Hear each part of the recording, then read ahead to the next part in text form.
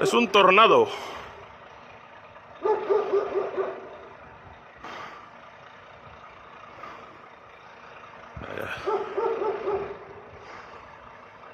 Uf, esto va a ocupar mucho. ¿Lo pillas? Sí.